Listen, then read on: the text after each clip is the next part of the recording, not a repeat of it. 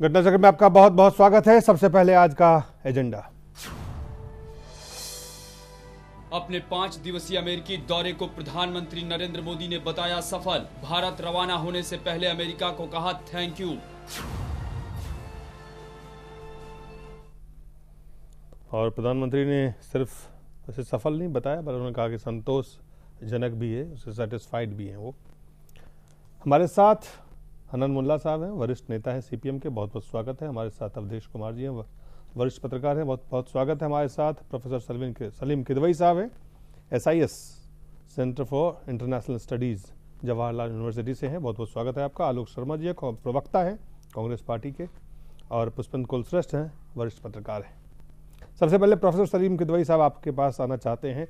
5 दिन के इस यात्रा को आप कैसे देखते हैं? जनाब, मैं इस तरह देखता हूं कि 5 दिन तो बेशक मोदी साहब वहाँ रहे, लेकिन उनमें 3 दिन तो शायद nothing to do with Indo America, वो सिर्फ भारतीय मूल के लोगों से उनका इंटरेक्शन होता रहा, जो मेरे ख्याल से इंडो US रिलेशंस के बारे में कोई ज़्यादा इंपॉर्टेंस नहीं रखता जी। अब ये कहना कि साहब ये एक हिस्टोरिक विजिट थी और ये अनप्रेसिडेंटेड थी, यहाँ भी मैं एग्री नहीं करता हूँ, क्योंकि मुझे याद है कि जवाहरलाल नेहरू उस वक्त गए थे 49 में, जब हिंदुस्तान एक निहायत बैकवर्ड और गरीब मुल्क हुआ करता था, और प्रेसिडेंट ट्रूमन पूरी कैबिनेट के साथ उनको रिसीव करने आए थे जी। और उनको कोलंबिया यूनिवर्सिटी ने, जिसके प्रेसिडेंट उस वक्त आइजनहोवर थे, जो बाद में अमेरिका के प्रेसिडेंट हुए, उन्होंने उनको डीलिट की डिग्री दी थी, और जिस तरह से उनको रिसीव किया गया था उसको अनप्रेसिडेंटेड कहा जाता है। अब तो देखिए यहाँ प्रेसिडेंट ओबामा आए, उससे पहले क्लिंटन आए, उससे पहले कार्टर आए, हम लोगों ने भी उनको कितना वार्म रिसेप्शन दिया। तो ये जो रिसेप्शन का पे जो इतना यूफोरिया क्रिएट हुआ, ये मेरी समझ से बाहर है। हमें ये देखना है कि उस विजिट से हमको क्या मिला है जी। That is the main and most important thing. और उसके पर हम देखते हैं तो अब एक डिफेंस एग्रीमेंट का रिन्यूअल हुआ है, वो मोदी साहब का कंट्रीब्यूशन नहीं है, वो तो पिछली सरकार का था। ये तो सिर्फ ऑलरेडी एक चीज थी, उसी को जारी रखा गया है, तो उसके ऊपर भी मैं नहीं समझता हूं कि बहुत बड़ा अचीवमेंट कहा जा सकता है उसको। टेररिज्म के बारे में कहा जाता है कि साहब वो ज्वाइंट जो साइन हुआ है आर्टिकल, उसमें मेंशन किया गया है कोऑपरेट करेंगे। अरे भाई, ये तो पहले से ही कोऑपरेशन चल रहा था हमारा, तो उसमें भी कोई नई बात नजर नहीं आती। और मैं ये कहता हूं कि जो हमारी प्रॉब्लम है टेररिज्म की, जो पाकिस्तान सेंटर्ड है, कश्मीर सेंटर्ड है, वहां पर अमेरिका और हमारे कहां वो मिलते हैं। हम तो ये कहते हैं कि सोर्स जो है वो पाकिस्तान है जी, और अमेरिका अभी भी ये समझता है कि पाकिस्तान या कम से कम उसकी आर्मी जो है वो solution, part of the solution है। तो ये हमारा और अमेरिका का एक बेसिक डिफरेंस है टेररिज्म के ऊपर भी। वहां भी हम ये मैं कम से कम नहीं मान सकता कि हमारा और अमेरिका का बिल्कुल कॉमन स्टैंड है या एग्रीमेंट है जी। चलिए एक एक करके लेंगे। आप कह रहे हैं कि जो इफोरिया है, जिस तरह की जो हिस्टोरिक सक्सेसफुल या इस तरह की जो बातें कही जा रही हैं, आप कह रहे हैं कि 3 दिन 5 दिन में तो उन्होंने जो भारतीय मूल के लोग से थे उनसे मिले वो, और 2 दिन जो उन्होंने भारत और अमेरिकी संबंध पे लगाया, उसमें से बहुत कुछ सामने निकलते हुए नहीं दिख रहे हैं। डिटेल में आपके पास आएंगे, लेकिन अवधेश जी, आपने, मुझे याद है पहले दिन से आपने कहा कि ये सिर्फ ऐतिहासिक नहीं बल्कि बहुत ही जिसे कहते हैं एक ऐसा स्वरूप आपने इसका देखा था, जिस स्वरूप को विश्लेषण करना मैं आपसे पूछूंगा कि क्या वाकई वो ऐतिहासिक और वो स्वरूप, वो बृहद स्वरूप जो है आज भी देख रहे हैं उस यात्रा का? पहले तो मेरे लिए अचंभित करने वाली बात है कि सलीम साहब जैसा एक आपने कहा इंटरनेशनल पॉलिटिक्स के विद्वान जी, किसी एक चीज को कैसे ट्रिवियलाइज किया जा सकता है, बड़े अचीवमेंट्स को। ये एक एकेडमिशियन की भाषा तो नहीं हो सकती है। जिस समय नेहरू जी गए थे उस समय भारत आज़ाद हुआ था, उस समय की एक बड़ी परिस्थिति लेकिन उसी के बाद उसी अमेरिका ने भारत के साथ क्या किया, और भारत के प्रधानमंत्री, एक अमेरिकी राष्ट्रपति भारत की यात्रा पर आए थे और सभा में ही बोल गए कि मैं वहां से जाने के बाद ना इंदिरा गांधी को कड़ा पत्र लिखूंगा, जो आवाज आ गई थी। और फिर उसने क्या किया था ये भी इनको पता है। तो पूरे शीत युद्ध काल में अमेरिका की क्या दशा थी और भारत को कितना महत्व मिलता था ये भी दुनिया को पता है, कि वहां के भारत जाने वाले लोगों की क्या दशा थी। देखिए, ऐसा है कि मैं शुरुआत यात्रा के अंत से करूंगा दिलीप जी। जब वो दृश्य मार्टिन लूथर किंग के स्मारक पर जब मोदी और ओबामा चल रहे थे, ये मैं कह रहा हूं कि ये पूरे अमेरिकी इतिहास की पहली घटना है जब किसी भारतीय या तीसरी दुनिया के प्रधानमंत्री को वहां राष्ट्र के राष्ट्रपति ने स्वयं एस्कॉर्ट किया हो और गए हों, और दोनों के बीच तो मुस्कुराते हुए बातचीत करना, हाथ मिलाना एक सहजता थी। अब क्या है कि इकोनॉमी में देखिए सलीम साहब ऐसे हाथ उठा रहे हैं जैसे हम लोग काट के उल्लू होके बोल रहे हैं। आप हाथ मत उठाया करिए ऐसे। I have every right to do. No, yeah, you have no right. No, I have every You have no right. I have not raised a hand upon you. अपना काम करिए। I have not raised। अब आप ऐसे उठा रहे हैं और पूरे देश में जा रहे हैं, आप कैमरे के सामने बैठे हुए हैं। चलिए अवधेश जी वो उनका नहीं, आप ऐसे उठा रहे हैं जैसे दुनिया के विद्वान नहीं आ गए हैं। You can't cut it. नहीं, you can't raise your hand। Awadhesh जी वो हाथ you were trivializing the issue। क्या I have every right to trivialize the issue।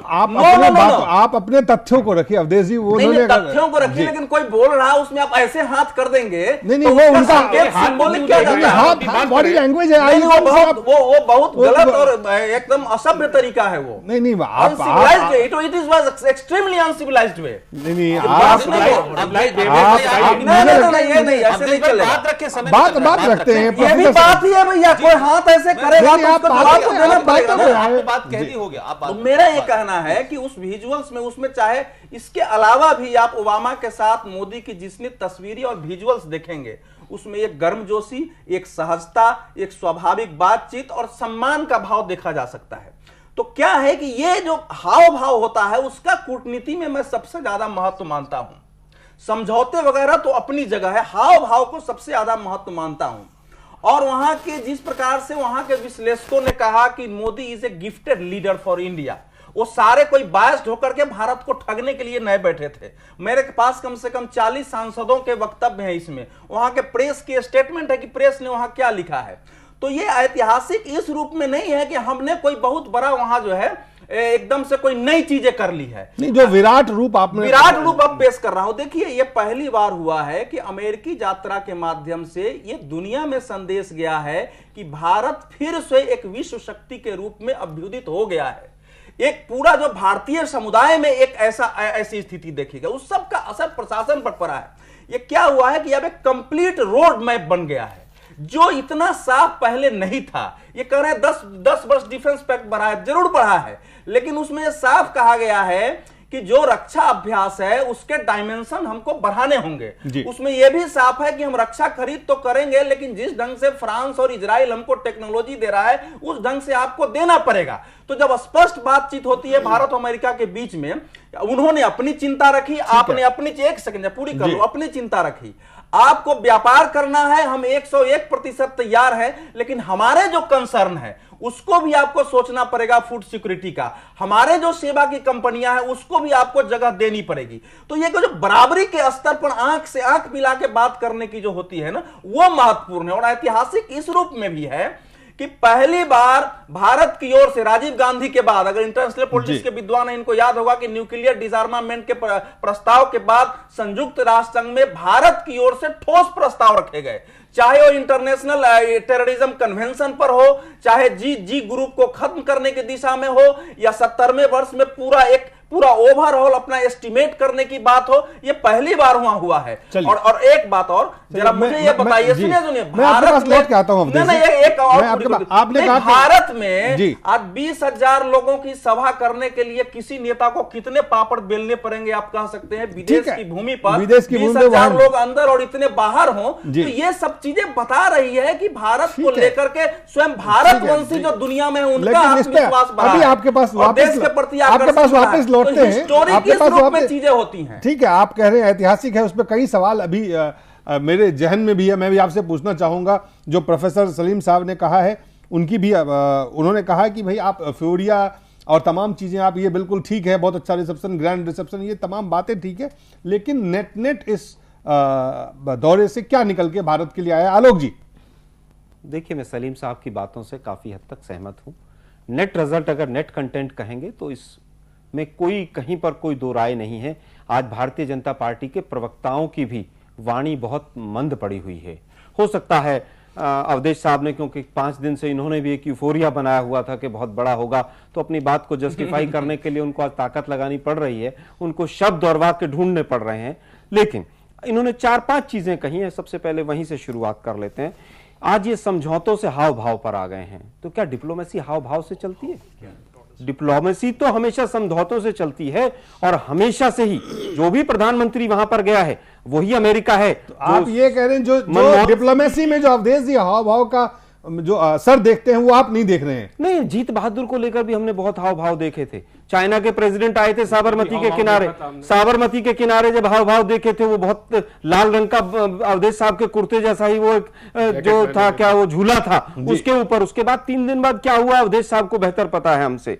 विश्व शक्ति की इन्होंने बात की है। मोदी जी ने 100 दिन में आकर हिंदुस्तान को विश्व शक्ति बना दिया है। ये कैसा बयान है, मैं इस पर टिप्पणी नहीं करना चाहता हूँ। ये तो नहीं कहा अवधेश जी ने 100 दिन उन्होंने शक्ति शब्द का इस्तेमाल देख लीजिएगा वापस। नहीं, इन्होंने कहा है, बिल्कुल मैंने लिखा हुआ है, उन्होंने कहा भारत जी 21 हो सकता है जी जी जी जी जी बिल्कुल कहीं पीछे नहीं हटता। शब्द प्रयोग मैंने किया है, लेकिन आप उसको जिस ढंग से वो मोदी के लिए नहीं किया, उन्होंने देश के लिए किया कर रहे हैं ना, वो नहीं है। चलिए से हिंदुस्तान चलिए अपनी अग्रसर हो गया है। चलिए आप दोबारा देख लीजिएगा। इन्होंने कहा रोड मैप तैयार हो गया है। मैं अवधेश साहब से पूछना चाहता हूं, बहुत ही सीनियर सहाफी महोदय हैं ये, इनसे जानना चाहता हूं कि कौन सा रोड मैप तैयार हो गया है।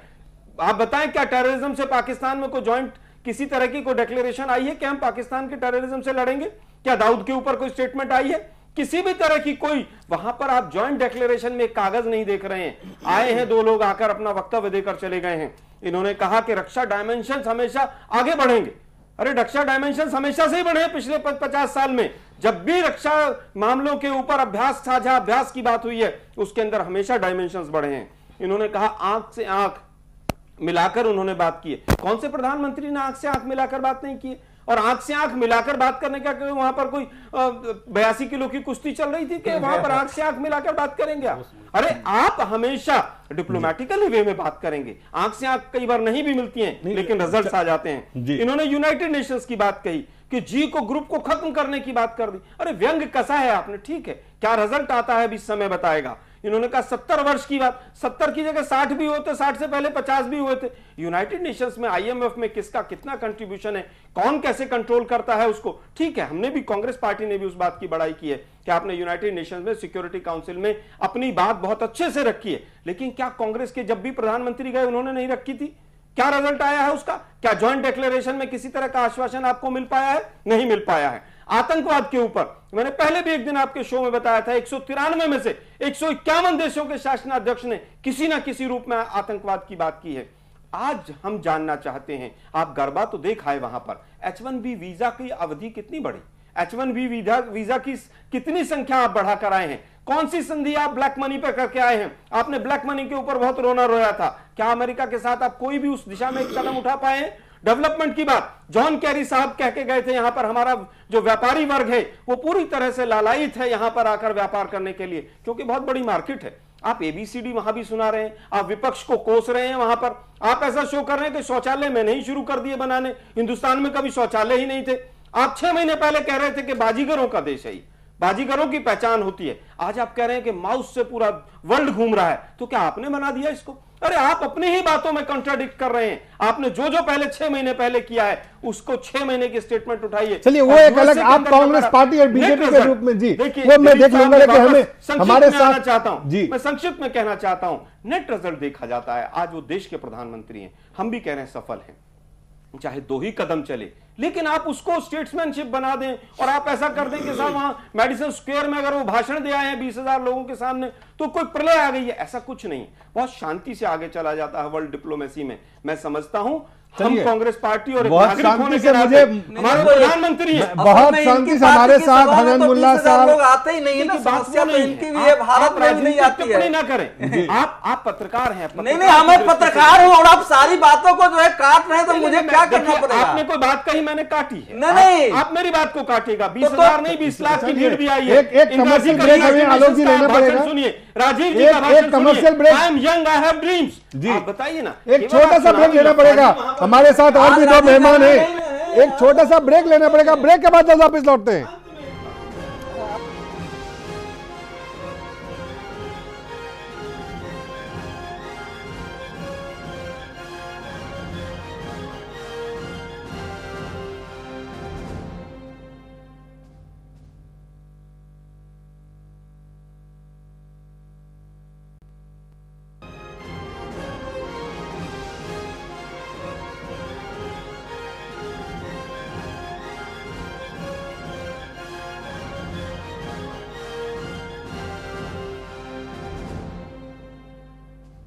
घटना चक्र में हम चर्चा कर रहे हैं आज प्रधानमंत्री के 5 दिवसीय अमेरिकी दौरे के बाद।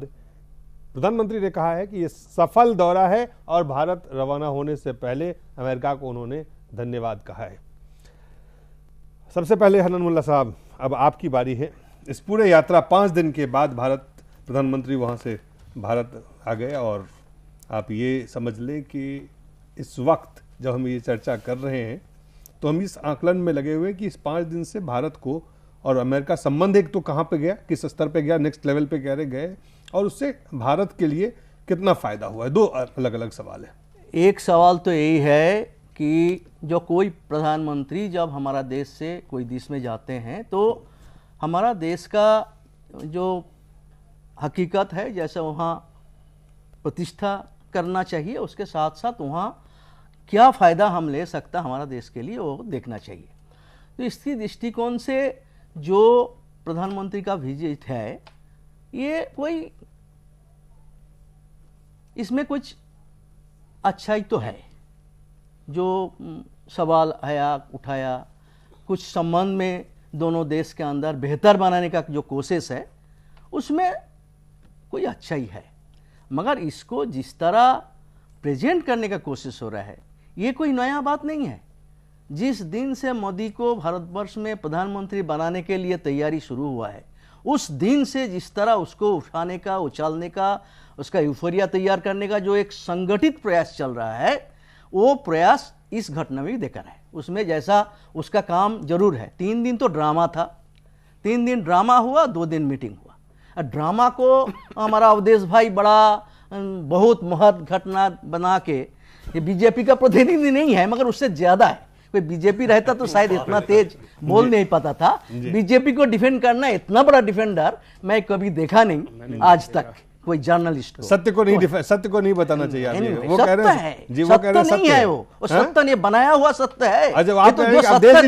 आज सुनिए, अमेरिका दुनिया में आज तक अमेरिका का इतिहास में कभी भी किसी के लिए कुछ नहीं किया, सिर्फ अपना धंधा के अलावा। अमेरिका आप भी अपना धंधा कर रहे हैं, आज भी अपना धंधा कर रहे हैं। अमेरिका वही कर रहा है, आज उसको कोशिश कर रहा था। आप भी आज जाके करके आए, वही करके आए ना? वही करना चाहिए, उसने तो जाना चाहिए। उसमें कहा, मगर उसमें जो है नया कुछ है, जो है कंटिन्यूटी है, जो कंटिन्यूटी है। बसु मुख्यमंत्री के रूप में निवेश के लिए जाते हाँ, जाते हैं। जाने कौन मना किया? कौन बोला मना ने? मैं बोला जाना तो चाहिए, अपना लिए जाना चाहिए, मगर वो बात ऐसा नहीं है। ऐतिहासिक और विराट स्वरूप जिसको आप देख रहे हैं, कंटिन्यूटी जो प्रोग्राम है, जो प्रोग्राम है, केवल नहीं बात कर रहे हैं, हम बीजेपी की बात कर रहे हैं। मेरे नजर में ये बात नहीं आया। बीजेपी इतना तेज बीजेपी नहीं बोलेगी, ये बात बोल सकता, इतनी समझ नहीं है। समझ, अच्छा आप बीजेपी समझ ले लिए। नहीं, एक बात कहो, आज जो 4-5 इशू उठा है सब कंटिन्यूटी है, सब कंटिन्यूटी है। जो चल रहा है उसको आगे बढ़ाने के लिए बातचीत हुआ है। तो कोई भी सरकार आएगा, कंटिन्यूटी होता है। पुराना सरकार कुछ बना के गया, आगे सरकार। मगर अमेरिका जैसा, आज अमेरिका पूरा दुनिया को दोबारा जो वार अगेंस्ट टेररिज्म के नाम पे जो अपना फौज भेज के जैसा मिडिल ईस्ट को कब्जा करके खत्म किया, आज वही तैयार किया था ओबामा को, माने ओबामा ने इसको अलकायदा को। आज अलकायदा का पेट से बनाया आईसिस, वो अमेरिका की क्रिएशन है। आज उसको मारना पड़ता है और उस मारन में भारत को सहयोगी बनाने का कोशिश करता है। हम लोग अपोज किया था, अच्छा बात है। सोजा तो बताया नहीं, जहां हम उसी को फौज भेजने के लिए 40 देश में शामिल नहीं होंगे, इतना नहीं किया, ये अच्छा है। मगर फिर भी बोला कोऑपरेशन करेंगे। हम देखना चाहते हैं अमेरिका का दुनिया को गुलाम बनाने का, बर्बाद करने का, मिडिल ईस्ट को खत्म करने का जो साजिश है, उस साजिश में भारत सरकार आने वाला दिन में जितना इंगित किया है उससे आगे बढ़े किया नहीं, ये मुझे देखना है। पुष्पेंद्र, आप सवाल नहीं पूछेंगे? 3 राय है अलग अलग। जो बात हनन मुल्ला साहब कह रहे हैं, जो अवधेश जी कह रहे हैं और जो प्रोफेसर सलीम साहब कह रहे थे सबसे पहले, और उसके बाद जो आलोक जी ने कहा, उसमें 3 महत्वपूर्ण बातें हैं। एक कह रहे हैं कि चलिए जो कुछ किया अच्छा किया, हनन मुल्ला साहब कह रहे हैं, लेकिन आप जरूरत से ज़्यादा उसको एक विराट तस्वीर बनाने की जो प्रयास कर रहे हैं वो ठीक नहीं है। कंटिन्यूटी में चीज़ें चल रही हैं, उसमें कोई चीज़ ऐसी नई नहीं है, कोई नई बात नहीं है। और जो उन्होंने किया प्रधानमंत्री के नाते नरेंद्र मोदी, वो ठीक किया, वो ये नहीं कह रहे गलत किया, जो हुआ है वो ठीक हुआ है। आलोक जी भी ने कि कुछ चीज़ें बहुत अच्छा है, लेकिन ये कोई ऐतिहासिक विराट स्वरूप वाला कोई ऐसा टूर नहीं है।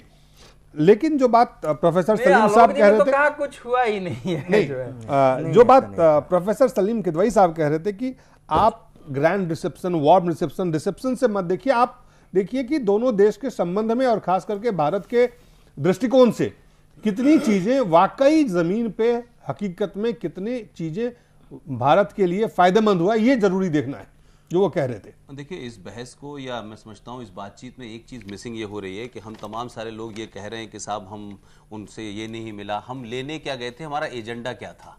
ये पहले किसी को पता नहीं इस देश में कि भारत के प्रधानमंत्री अमेरिका जब जा रहे थे तो किस एजेंडे के तहत जाते थे। हम ये अपने आप ही लगा रहे हैं कि साहब ब्लैक मनी की बात क्यों नहीं उन्होंने की या और मुद्दों पे बात क्यों नहीं की। क्या ये कुछ पहले से तय था कि इन मुद्दों पे बात करने जा रहे हैं? क्या हम कटोरा लेके जा रहे थे कि जो हमको मिलना था वो नहीं मिला, उस वजह से हम नाराज हैं? दूसरी बात यह है कि हम 3 दिन तक उन्होंने क्या किया और 2 दिन तक क्या किया, और मीडिया किस तरीके से उसको क्रिएट कर रहा है। यही मीडिया था जो नरेंद्र मोदी को 2002 के दंगों को पिछले 10 साल से लगातार उनके खिलाफ था और लगातार उनके बारे में लिखा गया इस मीडिया ने। आज मीडिया को क्या हो गया, ये मीडिया वाले बताएंगे कि वो कैसे कैसे शब्दों का चयन कर रहे हैं, वो उसको एक भगवान बनाने की कोशिश कर रहे हैं। वो कह रहे हैं दुनिया में ऐसा आदमी ही नहीं था, पहला आदमी गया है, हमने ये किया है, हमने ये। तो ये तमाम सारी चीजें जो है ये मीडिया की समस्या है। इसके लिए भारतीय जनता पार्टी और सरकार जिम्मेदार नहीं है, न मोदी जिम्मेदार है। मैं ये कहना चाह रहा हूं, आप छोटे मोटे तौर पर देखें कि यूएन जनरल असेंबली का जो उनका भाषण था, हम तमाम लोग ये कहते रहे कि उसका कंटेंट बहुत स्ट्रांग था और उन्होंने बहुत तरीके से अपनी बात को रखा। और हर एक आदमी की शैली होती है, आप कभी भी ये नहीं कह सकते कि दिलीप कुमार का जो डायलॉग डिलीवरी का स्टाइल है वो अमिताभ बच्चन का भी होगा और वो शाहरुख खान का भी होगा। लेकिन समय के हिसाब से चीजें बदलती रहती हैं। जिस तरीके से नरेंद्र मोदी ने उन 3 दिन का प्रयोग, जो सलीम साहब कह रहे थे कि साहब वो 3 दिन का जो था वो दूसरा तमाशा था, लेकिन उस तमाशे में भी अमेरिका की सरजमीन पे आप उन मुद्दों को उठा रहे थे, उन बातों को उठा रहे थे जिससे भारत का कंसर्न था, दुनिया का कंसर्न था। चाहे आपने यूएन जनरल असेंबली के रिफॉर्म्स की बात कही हो, आपने बार बार कहा हो कि बेरोजगारी की बात हो, आप आतंकवाद को कहते हैं गुड आतंकवाद, बैड आतंकवाद, जब तक आतंकवाद से आप नहीं होते तब तक आप दूसरे की बात मानते नहीं है। ये तमाम सारी बातें कह के उन्होंने माहौल जरूर बनाया। मैं सिर्फ ये कहना चाह रहा हूं कि आज मुझे जो छोटा सा एक इस बात का अफसोस है एज एक भारतीय की, अगर आप मुझसे उसमें पूछें कि आज सारे अखबारों ने जो लीड ली है और जिस तरीके को चर्चा बनाई हुई है, और जो अभी आलोक भाई ये कह रहे थे कि जिस किस्म के प्रोग्राम्स में कहा जा रहा है कि ये तीर जो है वो दाऊद को कहां लगेगा।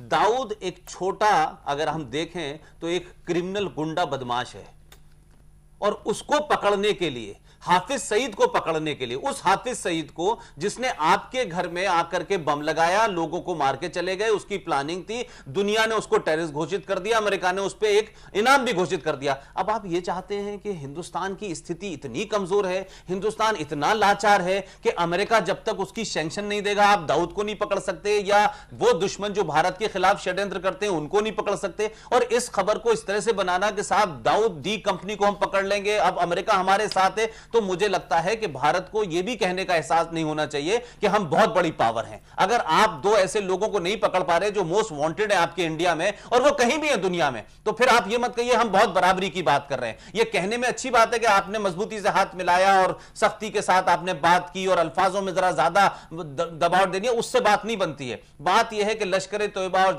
जैश मोहम्मद जो भी कुछ भारत में कर रहे हैं उसमें आप लड़िए। आप अमेरिका की इजाजत के लिए क्यों बैठे हुए हैं? आपको अमेरिका से हथियार चाहिए, आप तो दुनिया के सबसे बड़े हथियार से इंपोर्ट करते हैं। तो ये जो तमाम सारी चीजों से मुझे लगता है कि भारत के लोग और भारत के मीडिया ने जो रिपोर्टिंग की है उससे मुझे कुछ ऐसा लगता है कि पूरा भारत जो है वो एक एहसास कमतरी का शिकार है, जिसमें उसको लगता है कि ये माई बाप हैं और इनके सामने हमें हाथ जोड़ के जाना है। पहली बार किसी आदमी ने हाथ नहीं जोड़े, हाथ मिलाया है तो हम बिल्कुल बराबर हो गए। ये जो कॉम्प्लेक्स का शिकार है पूरा देश, ये बौनेपन का जो शिकार है, इससे मुझे लगता है कि मीडिया को भी बाहर आना चाहिए और लोगों को भी आना चाहिए। नरेंद्र मोदी ने बातचीत उसी अंदाज में की, जैसे मैं कहता हूं कि बहुत सारी चीजें अमेरिका हमसे नहीं ले पाया तो भारत ने भी कुछ ऐसा दबाव में उसके काम नहीं किया। जैसे भारत ने कहा कि साहब जो फूड सिक्योरिटी का मामला है, हमारे देश में बड़े सारे लोग गरीब हैं, WTO की बहुत सारी बातें मानेंगे, लेकिन हम इस पे हमारा अपना रिजर्वेशन है। तो ये जो रिजर्वेशन करने वाली बात है, मैं अब आज की स्टेज में इस हालात में यही सक्सेस मानता हूं कि आप अपनी बात को कह पाए जो आपके कंसर्न है, आप उनके सामने झुके नहीं, ये बड़ी बात है। यही बात, यही जो कंटिन्यूटी है कि इस तरह की बातें भारत के तरफ से लगातार अमेरिका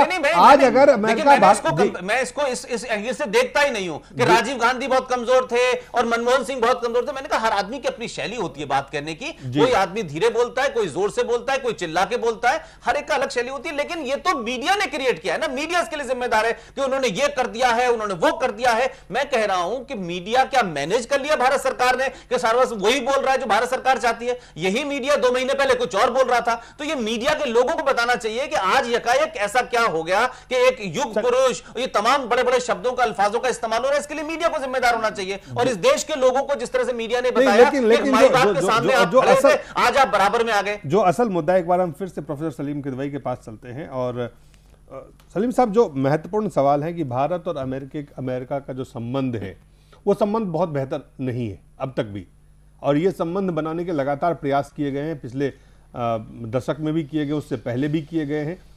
क्या इस यात्रा के बाद भारत और अमेरिका के संबंध, जो बात अब तक हुए हैं 5 दिनों के बाद, यात्रा के बाद, जिससे नरेंद्र मोदी संतुष्ट भी हैं, जिससे उन्होंने इसको सफल भी बताया है, क्या पहला सवाल ये है कि क्या ये संबंध जो है वाकई नेक्स्ट लेवल पे या उसके तरफ बढ़ रहा है? देखिए, जहां तक मेरी नॉलेज है जी, अमेरिका और इंडिया के रिलेशंस जो हैं जी, वो कोल्ड वार पीरियड तक बहुत ही खराब रहे जी, मोस्ट ऑफ द टाइम। कुछ पैचेज आए जब ठीक था कैनेडी वैनेडी के ज़माने में, otherwise relations were far from cordial और फ्रेंडली जी। उसमें सोवियत यूनियन बिल्कुल बिल्कुल, ये सबको पता है जी। हाँ, ये तो सबको पता है। ये तो मैं ये कह रहा हूँ कि ये कहना कि साहब ये कोई अभी तक खराब थे, ऐसा नहीं है जी। ये towards the end of after the end of the cold war and toward the end of the century, Clinton साहब का जो सेकंड टर्म था जी, उसके बाद से एक अपस्विंग आनी शुरू हुई जी, एक ट्रेंड शुरू हुआ जिसके अंदर रिफॉर्म का एक बहुत इंपॉर्टेंट फैक्टर था, जो हमने मार्केट इकोनॉमी को अडॉप्ट किया जी, वो भी एक बहुत बड़ा फैक्टर था। और उसके बाद एक अपस्विंग आई जिसका जो कल्मिनेशन पॉइंट था वो 2005 का न्यूक्लियर डील था जी। और उसमें मैं वाजपेयी साहब को भी क्रेडिट देता हूं कि एनडीए सरकार में भी इस हद तक पहुंच गया था कि ये वाजपेयी साहब के वर्ड्स थे, India and America natural allies, बिल्कुल, जिससे हम 2019 वर्ष 2000 में ये बात कही, हम जैसे लोग उससे एग्री नहीं करते थे जी। लेकिन ये वो इस एक्सट्रीम तक पहुंच गए थे। तो उसके बाद ये प्रोसेस बढ़ता रहा। 2005 में ये न्यूक्लियर डील साइन हुई और उसके बाद फिर कुछ ऐसा हुआ कि इस मोमेंटम में कमी आई। उसका रीजन क्या है? अब मैं कुछ कहूंगा तो फिर मुझ पर यह एक्यूज लग जाएगा कि मैं एडमिशन नहीं, पॉलिटिशियन हूं। उसका रीजन ये था कि जैसे न्यूक्लियर डील साइन हुई, तब लायबिलिटी बिल आए, सरकार लाई, उसको पार्लियामेंट आप चलने नहीं दे रहे हैं, उसको पास नहीं होने दे रहे हैं। रिफॉर्म्स का जो एजेंडा था वो बिल्कुल ठप हो गया। वो क्यों नहीं हुआ? वहां भी यही है कि अपोजिशन जो आप कह रहे हैं कि साहब ये होना चाहिए, उस वक्त अमेरिका के हाथ बिकने का वो था, सेल था, ये था, वो सारी बातें कही गई। तो नतीजा ये हुआ कि उस मोमेंटम में कमी आ गई। मैं ये नहीं कह रहा हूं कि रिलेशन में कुछ खराबी आ गई, जो पॉइंट्स ऑफ फ्रिक्शंस थे वो बड़ी हद तक गायब हो गए थे उस वक्त तक, और दोनों कंट्रीज में ये रियलाइजेशन हो गया था कि ये दोनों कंट्रीज के इंटरेस्ट में है, ये टेररिज्म का प्रॉब्लम है, ये इसका प्रॉब्लम है, इनमें हमारा और इनका काफी हद तक एग्रीमेंट है।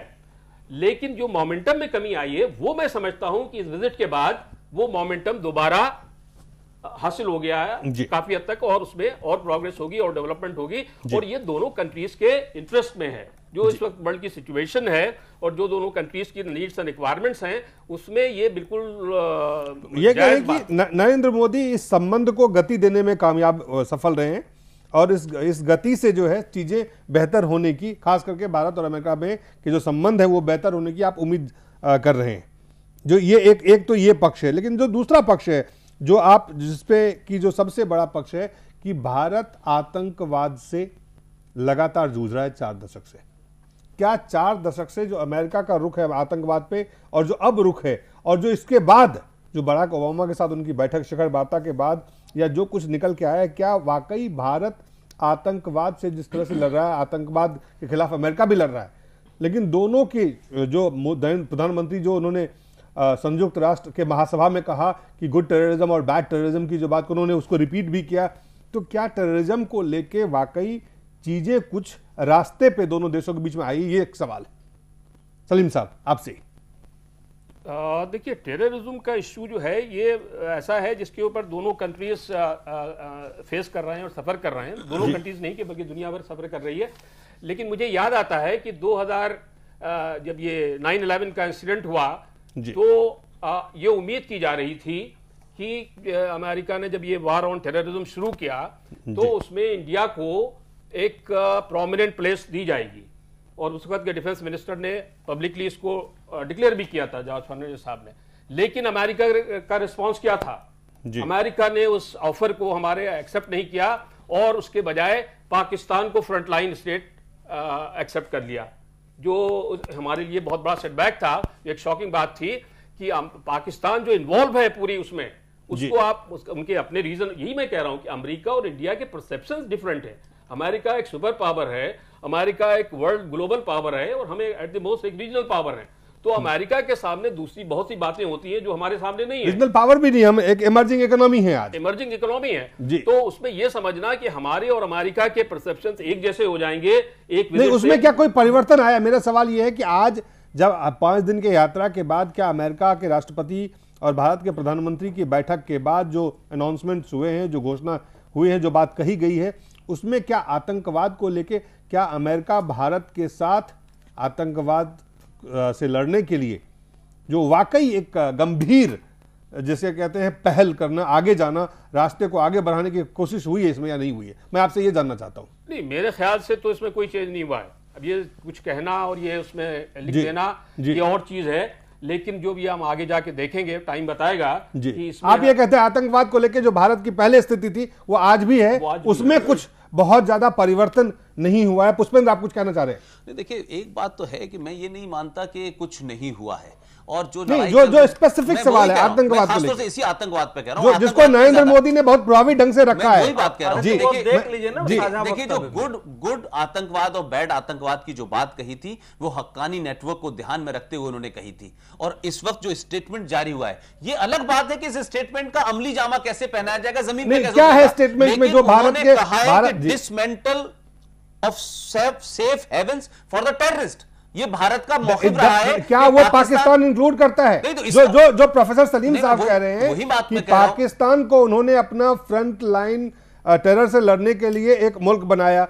आज पाकिस्तान से भारत के खिलाफ जो आतंकवाद वहां से एक्सपोर्ट होता है, क्या उससे लड़ने में अमेरिका, और वही समझने का प्रयास कर जी, ये तो बात बाद में पता चलेगी, बट बात ये है कि अभी उसमें जी, लेकिन इससे तो साफ समझ में आता है कि ये जो सेफ हेवन है, जिसके लिए भारत बराबर कहता रहा है कि साहब पीओके के अंदर टेरर कैंप है, दाऊद के बारे में भारत कहता आ रहा है, लेकिन अमेरिका उसको कितना मानता है? आज की डेट में एक समझौते में तो आई है, अब समझौते से कितनी हकीकत में जाएगी एक अलग बात है, लेकिन ये सब अब तक समझौते में भी नहीं थी ना। ये भी अमेरिका को भी पता है कि सेफ हेवन कहां पर है, अमेरिका भी इस बात को जानता है। ये घोषणा में है, वो फ्रंट पार्टनर है, शिखर वार्ता के बाद इसका क्या ऐसा है जी कि मैं आतंकवाद पर चूंकि आ गया, लेकिन मैं उसी पे स्पेसिफिक पढ़ के सुना दे रहा हूं।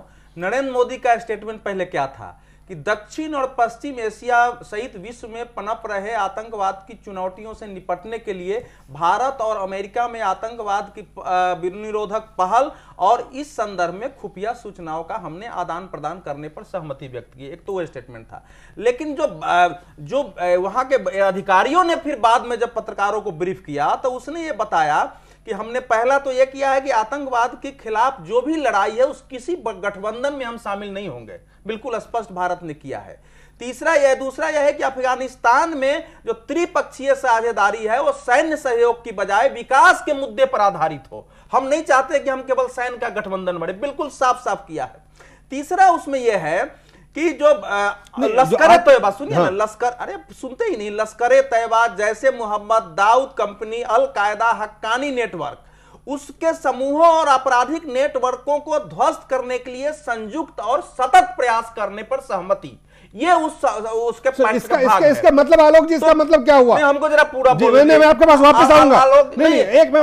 अभी तक आलोक जी, हमारे हन्नान भाई, दो लोगों ने हमको जो है ये बहुत महत्वपूर्ण सवाल है। आपने पढ़ के बहुत अच्छा सुनाया है आलोक जी से। सिर्फ इसका मतलब बहुत साफ है जो अवधेश जी सुना रहे हैं कि भारत और अमेरिका आतंकवाद से लड़ने के लिए जो भारत की पहल थी उसको आगे ले जाने में कुछ नजरिया बदलते हुए दिख रहा है आपको? देखिए, नजरिया बदलते हुए अभी केवल जिस तरह के शब्द भी हैं, अवधेश भाई का मैं बड़ा सम्मान करता हूं, उन्होंने स्वयं ही पढ़ के सुना दिया है।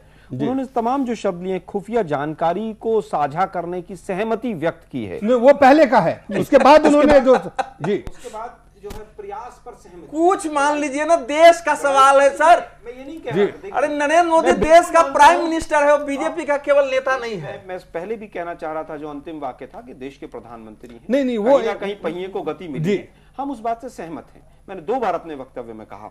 लेकिन देखिए, जिस तरह से सारी चीजें हुई हैं, खासतौर पर टेररिज्म को लेकर, टेररिज्म अमेरिका के पास इतनी साइंस और टेक्नोलॉजी की दूरगामी चीजें हैं कि ओसामा बिन लादेन की दाढ़ी में कितने बाल थे और किसका क्या साइज था, अमेरिका को पता था। अमेरिका हमेशा टेररिज्म को कहीं ना कहीं तेल के लिए इस्तेमाल करता रहा है, इसमें कहीं कोई दो राय नहीं है।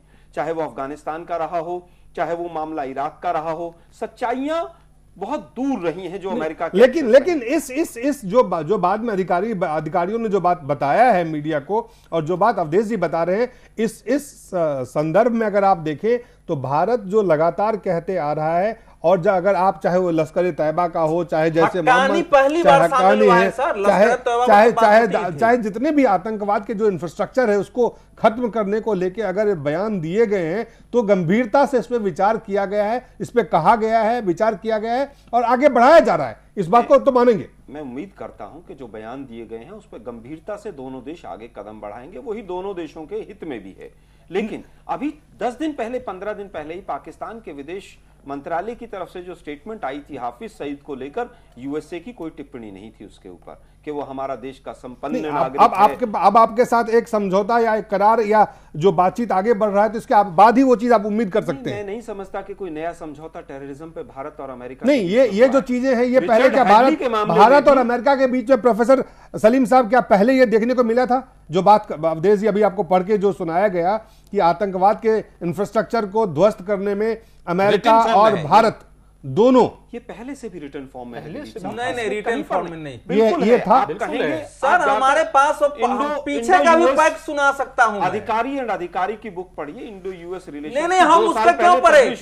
नहीं, हमारे साथ प्रोफेसर सलीम किदवई साहब अमेरिकन सेंटर, खास करके अमेरिका के ऊपर उन्होंने विशेष वो पढ़ाते हैं इस बात को। मैं सिर्फ इसलिए उनसे समझना चाह रहा था। जी सही बात है, इसके ये पहली बार ये नहीं है, ये पहले भी लिखा जा चुका है। और ये लिखने से मैं नहीं समझता हूं कि कोई इसका खास मतलब होता है। प्रैक्टिकल क्या होता है, दैट इज मोर इंपॉर्टेंट। तो वो उसके लिए तो इंतजार करना पड़ेगा। एक सेकंड दिलीप नहीं, प्रोफेसर साहब से मैं ये जानना चाह रहा हूं, एक सेकंड, पाकिस्तान की रसद को रोक दे और जो एड मिलती है, तो मैं समझता हूं टेररिज्म पर स्वतः कंट्रोल हो जाएगा। लेकिन अमेरिका की हमेशा दोहरी नीति रही है। ऐसा है कि अमेरिका की दोहरी नीति से किसी को असहमति नहीं है। अमेरिका ने टेररिज्म पैदा किया, उससे भी असहमति नहीं है। लेकिन हम इतिहास के अध्याय में न जाकर के वर्तमान में घूम रहे हैं। अमेरिका इस समय हमला करके आतंकवाद से लड़ रहा है। लेकिन सवाल है कि सलीम साहब ने कहा कि पहले भी, तो मैं ये जानना चाहूंगा कि किस समझौते में पहले आया था। पिछले साल मनमोहन सिंह गए थे, उस समय तो दोनों आंख भी नहीं मिला पा रहे थे, हम बोलना नहीं चाह रहे थे। जो स्थिति बनी थी हमारे आपके सामने था, उस समय भी हम लोगों ने डिबेट किया था। नहीं मिलाना भी कई बार डिप्लोमेसी डिप्लोमेसी अगर खोबरा देने का मामला, अगर खोबरा 2010 के बाद और अमेरिकन एम्बेसी के चारों तरफ से बैरिकेडिंग हटा दी जाती है, तो ये टफ स्टैंड होता है। सर 2000 वो हुआ है, उसको स्वीकार करता हूं। आप ये मत समझिए कि नहीं वो हुआ है, सब कुछ हो गया, जो मिल गई है। नहीं जो हुआ है उसको, लेकिन 2010 से जो मोमेंटम 2000 से बना था, वो 2010 से नीचे गिर गया था। ये मानना पड़ेगा। 2014 में एक मोमेंटम बना। मैं लेकिन इसको मोमेंटम मैं अब मोमेंटम के बाद आतंकवाद पर मत टिकिए। अब नहीं, आतंकवाद के आगे चलते हैं। मैं जो कहना चाह रहा हूं, उतार चढ़ाव चलते रहते हैं सर, उतार चढ़ाव। मैं जो कह रहा हूं उसको जरा 2 मिनट समय दीजिएगा, टोकिएगा नहीं, आप टोक देते हैं। देखिए पहले ये देखिए कि मोदी का लक्ष्य क्या है, वो किस प्रकार से देश की नीति और विदेश नीति को चलाना चाहते हैं। इस मूल को जब हम समझ लेंगे तो बहुत सारी बातें स्पष्ट होंगी। आप मोदी की नीति क्या है? अवधेश जी, सवाल ये है कि नरेंद्र मोदी जी वहां गए, अमेरिका के राष्ट्रपति से मिले, अमेरिका के 5 दिन के यात्रा के बाद लौट के आए हैं, उस पर हम चर्चा कर रहे हैं कि आखिर उसका आधार, जब दार्शनिक आधार आपके सामने स्पष्ट नहीं होगा कि क्या सोच के वहां गया था वो आदमी, क्या निकल के आया, इस पे बताइए। नहीं, पहले तो जब वो निकल, इसी को आधार जब समझेंगे तब पता चलेगा क्या निकला है। मैंने कहा कि 2 मिनट बोलने दीजिए, तो आप तो टोकते हैं हमको। देखिए मोदी का इस समय जो एम है वो है कि सबसे पहले भारत के अंदर लोगों में एक राष्ट्रीय अस्मिता का भाव फिर से गहरा करना। इसका विदेश नीति पर कैसे असर होता है बता रहा हूं। और सामूहिक उम्मीद पैदा करना, ताकि लोग एक आंदोलन की तरह देश के लिए काम करें, और उसके आधार पर दुनिया भर में जो भारतवंशी हैं पूरे विश्व में, उन भारतवंशियों को भी प्रेरित करना कि उनके अंदर भी फिर से वो राष्ट्रवाद का भाव आए और भारत की ओर मुड़े, और जहां भी हैं वहां एक राष्ट्रीय अस्मिता के साथ खड़े हों और इससे दुनिया प्रभावित हो। ये हमेशा ध्यान रखिए, वो केवल इतना नहीं है कि हम जाके एक समझौता कर लेते हैं हम, तो वो नहीं, और इससे फिर दुनिया ये समझे कि भारत के लोग चाहे विश्व में हो चाहे भारत में हो, एक जागृत राष्ट्र के रूप में खड़ा होकर विश्व शक्ति बनने की ओर बढ़ रहे हैं, और उसका जो दबाव मनोवैज्ञानिक होगा उसके आधार पर अपने अनुकूल समझौता करना। तो वो अभी काम 3 महीने में नहीं होगा, लेकिन वो आप जापान में भी हुआ है, वो नेपाल में भी हुआ है, वो भूटान में भी है, वो अमेरिका में भी हुआ है, और ये आपको और जगह दिखाई देगा, और धीरे धीरे वो भारत की एक सशक्त छवि बनेगी। और मैं इस यात्रा को पहले भी कहा कि भारत अमेरिका संबंधों तक सीमित नहीं रखता हूं। 130-40 देशों के राष्ट्राध्यक्ष है, उनसे बातचीत, संयुक्त राष्ट्र संघ के उससे बातचीत, WTO वाले से बातचीत, सारा आप गहराई, ये केवल भारत अमेरिका संबंधों तक सीमित यात्रा नहीं थी। कुछ स्पेसिफिक चीजें थी। आलोक जी कुछ कहना चाह रहे हैं, हमें ब्रेक पे जाना है, या तो आप ब्रेक पे पहले, ब्रेक के बाद आप आलोक जी बताएं। एक छोटे से ब्रेक, जल्द लौटते हैं हम।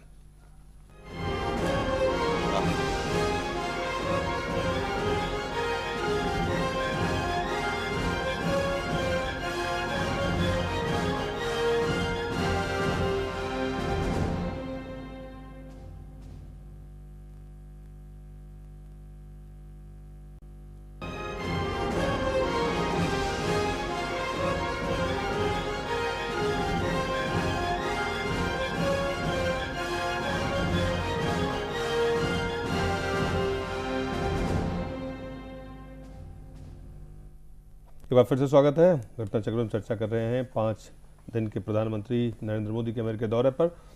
दौरे के बाद क्या निकल के भारत के फायदे क्या आया है, और क्या भारत और अमेरिका संबंध किस स्तर पर यहाँ से जाने वाला है।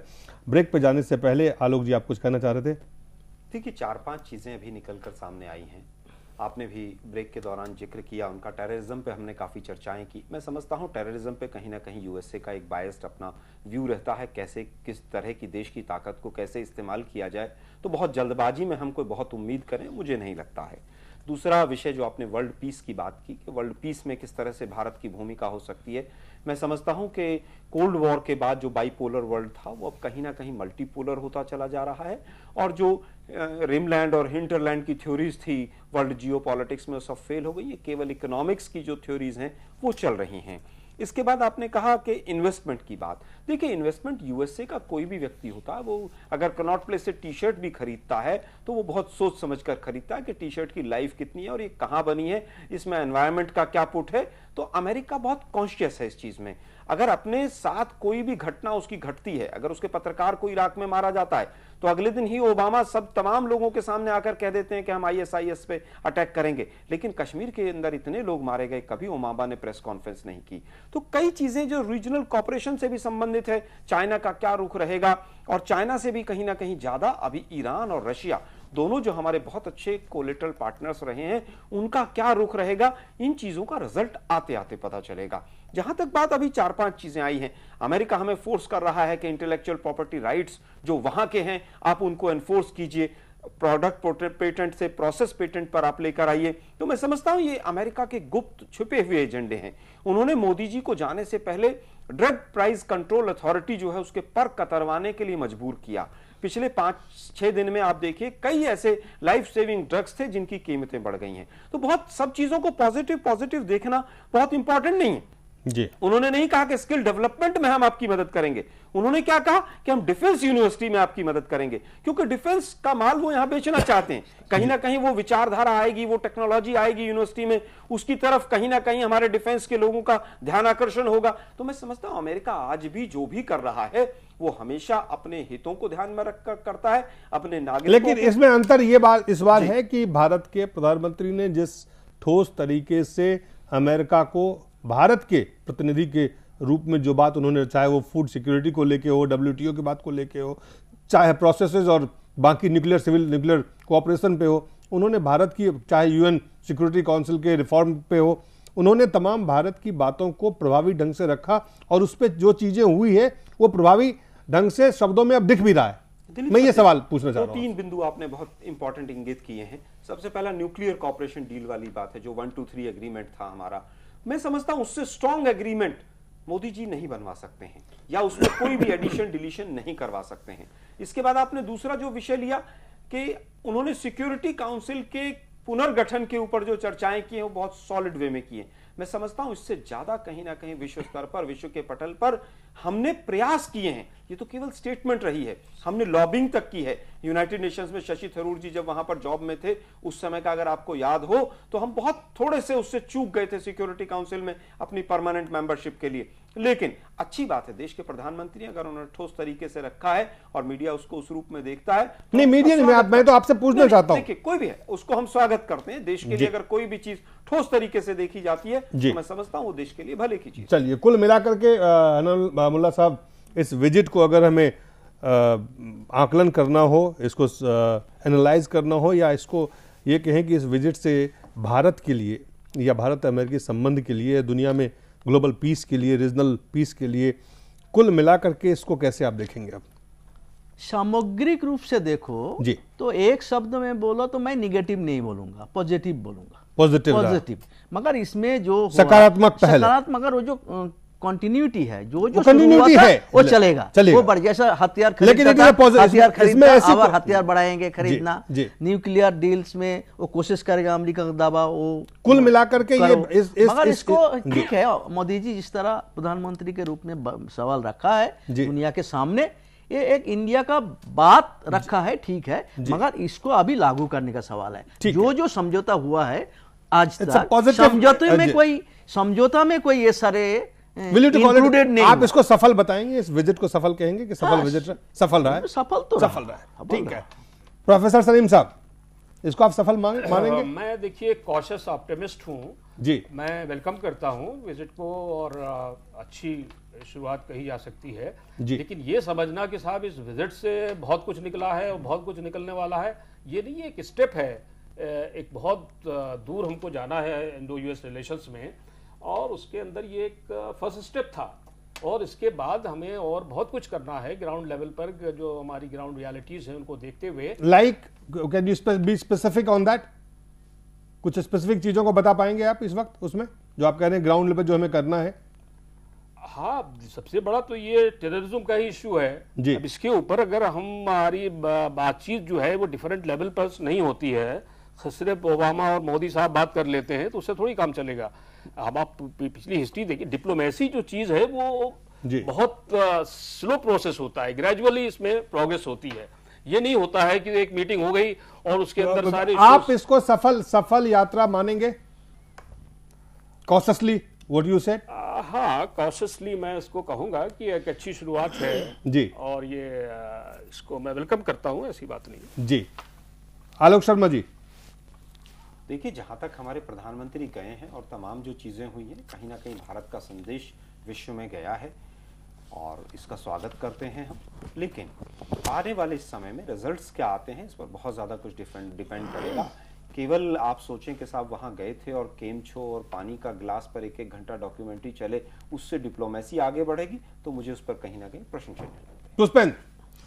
देखिए, मैं समझता हूं कि जो अवधेश भाई ने जो हिस्सा इस पूरी विजिट का उठाया है वो एक दूसरा एस्पेक्ट है, उसका डिप्लोमेसी से कोई लेना देना नहीं है। जो बातें उन्होंने कही हैं कि वहाँ वो एनआरआई से मिले हैं, सेंट्रल पार्क में उन्होंने बात की है, और जो वहाँ मेडिसिन स्क्वायर में बोले हैं, वो उन्होंने अपने ही देश के लोगों के अंदर एक तरीके से इंस्पायर करने की कोशिश की है, एक उनका इमोशनल कॉर्ड जोड़ने की कोशिश की है। दूसरी बात अगर मैं ये कहूँ कि इस पूरी विजिट को आप अगर ओवरऑल देखें तो ये कहते हैं कि आपने जोश भरने की कोशिश की है, और जब आप हताशा और निराशा के माहौल से निकलते हैं तो थोड़ा सा जोश भी बहुत लगता है। अब इसके अलावा मैं समझूं उसमें बहुत सारी चीजें हो जाएंगी। आलोक भाई भी कह रहे हैं, सलीम साहब भी कह रहे हैं, हन्नान साहब भी कह रहे हैं कि अभी तो सिर्फ आपने नींव रखी है, देखते हैं 6 महीने साल भर के बाद इनके क्या परिणाम आएंगे, क्या भारत के अंदर आतंकवाद को लेकर के भारत की क्या रणनीति होगी, क्या प्रोएक्टिव होगा, किस तरीके से कश्मीर के मामले को भारत निवेश होगा, तमाम सारी चीजें होगी। लेकिन ओवरऑल मैं मानता हूं कि नरेंद्र मोदी की ये विजिट या बाकी भी विजिट जो है, एक प्रधानमंत्री के नाते अपनी बात को प्रखर तरीके से रखना और दुनिया के सामने रखना, और ऐसा नहीं कि आप कमरे में कुछ बात कर रहे हैं और बाहर कुछ बात कर रहे हैं। अमेरिका की सरजमीन पे जाकर के अमेरिका के डबल स्टैंड को बोलना, यह भी मैं समझता हूं एक बड़ी बात है। जी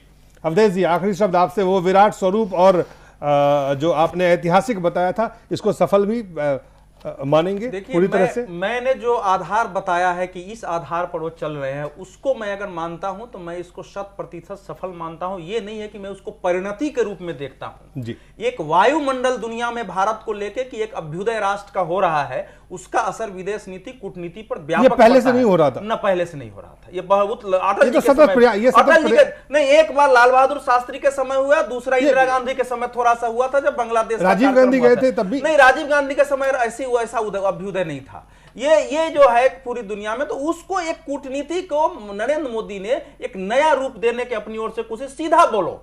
जैसे उदाहरण के लिए काउंसिल ऑफ फॉरेन रिलेशन में पूछा गया कि आपका व्यापार के लिए आए हैं क्या है, उसने कहा भाई व्यापार क्या है तो लाभ हानि का विषय है, आपको लाभ होगा तो हमारे यहाँ आओगे और हमको देखना है कि हम उसमें से क्या पा रहे हैं। कोई वो ये नहीं कि उसको शब्दों को घोटे पीटे। मैं ये कह रहा हूं कि परिणति की दृष्टि से, मनोवैज्ञानिक प्रभाव की दृष्टि से इस यात्रा का महत्व जो है अभी तक की, मुझे लगता है कि पिछले 4, 5, 6 सालों में किसी भी प्रधानमंत्री की यात्रा से व्यापक महत्व है। दुनिया में इसका असर होगा, अमेरिका पर भी असर होगा, और जो भारतवंशियों को हम अपने भारत में उनकी ऊर्जा को लगाना चाहते हैं उस दृष्टि से भी असर होगा। चलिए, मैं इसको भारत अमेरिका संबंधों तक सीमित इस यात्रा को कभी नहीं मानता हूं। चलिए, आलोक जी, पुष्पेंद्र जी, प्रोफेसर सलीम साहब, रमनुल्लाह साहब, देश जी, आप सबका बहुत बहुत धन्यवाद।